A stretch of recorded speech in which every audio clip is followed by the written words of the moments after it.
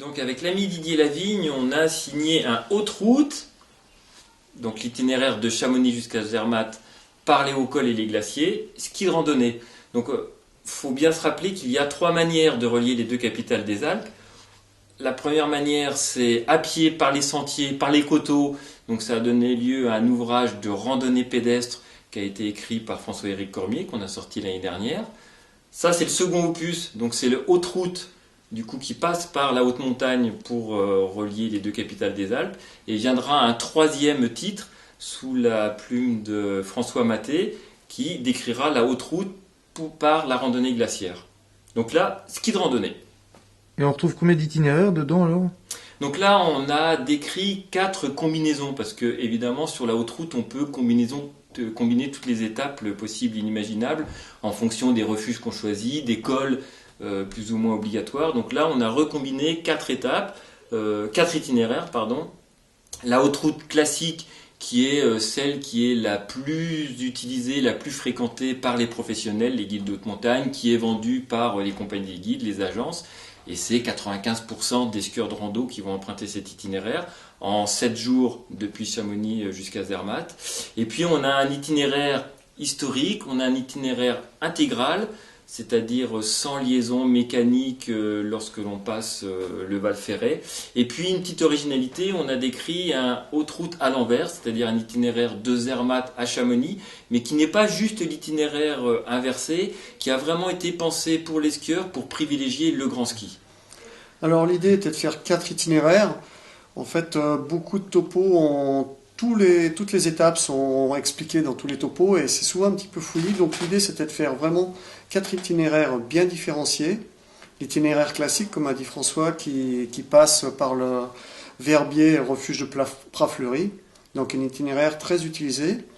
L'autre qu'on a qualifié d'historique, qui passe par Bourg-Saint-Pierre, Val-Sauret et le plateau du Couloir, qui est une des étapes qui est très, très fameuse, qui est vraiment importante dans le Chamonix-Zermatt, une des difficultés de cet itinéraire. Un itinéraire qui n'est pas souvent emprunté, mais qui plaît beaucoup aux gens, qui est la haute route intégrale qu'on a fait passer par La Foulie, Col du Grand Saint-Bernard et Bourg-Saint-Bernard, qui allie vraiment un itinéraire de haute montagne, sans liaison de taxi et bus, et qui est vraiment on est dans la montagne pendant 7 jours-là. Truc très sympa. Et l'autre route à l'envers, alors tout le monde en parle, c'est un peu comme l'Arlésienne, mais personne ne le voit. En fait, on croise des gens qui font l'autre route à l'envers, mais en faisant toutes les étapes, en allant faire des photos, en passant d'un côté de l'autre, je me suis aperçu qu'il y avait vraiment un bel itinéraire à trouver, en utilisant 4 belles descentes, que sont la descente sur Arolla, les Portons, la descente du plateau du Couloir jusqu'à Bourg-Saint-Pierre et finir par le glacier du Tour jusqu'à Chamonix, enfin le Tour. Donc ça fait 4 bels itinéraires, je pense. Et pour toi, quel est le plus bel itinéraire sur lequel t'aimes emmener tes clients? Mais en fait, le plus bel itinéraire, c'est pas forcément celui qu'on préfère. En fait, c'est celui qui est le plus adapté au client. Et du coup, c'est vrai qu'on se retrouve avec, on va dire, 4 itinéraires de gradation différentes quasiment. On a le classique qui va être plutôt pour les moins sportifs, l'historique pour ceux qui ont moins de temps mais qui veulent faire un truc déjà plus compliqué, l'intégral qui va être beaucoup plus long, avec plus de distance, des grandes étapes, et l'autre à l'envers qui finalement a des descentes qui privilégie les descentes un peu raides. Donc le plus bel, si on aime la descente, c'est vrai que l'autre route à l'envers est sympa. Avant de parler de la construction du livre, je vais rappeler qu'un topo guide, ça ne se substitue pas au guide. Ce sont 2 outils qui sont complètement différents. Un topo, ça permet de préparer son raid, ça permet d'imaginer le terrain sur lequel on va, mais bien évidemment, en fonction de son expérience, ça ne remplace pas l'encadrement d'un guide de haute montagne. Mais c'est vraiment important de le rappeler. Et ceci dit, c'est aussi un outil qui va être un support de souvenirs, puisque le principe des topos chez JM Édition, c'est de s'appuyer sur une riche iconographie, c'est-à-dire qu'il y a beaucoup de photos et chaque journée, chaque portion de l'étape est tracée sur photo. C'est vraiment l'une des originalités de ce topo sur la haute route. Et donc, sur chaque étape, on trouve quoi alors? Donc chaque étape est construite de manière systématique avec un profil, une carte simplifiée qui renvoie à la carte IGN ou à la carte Topo Swift.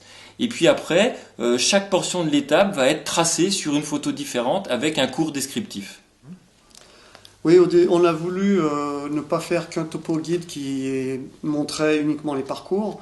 On a essayé de l'étayer, de le remplir avec une belle préface déjà de Gilles Ravanel, un des descendants de Ravanel-le Rouge, qui a fait la première autoroute, mais également tout l'historique, comment faire son sac, le GPS, l'utilisation du GPS qui ne protège pas des crevasses, mais bon, on explique un peu, ça a été fait par Gilles Fleury, et quelqu'un qui utilise beaucoup le GPS.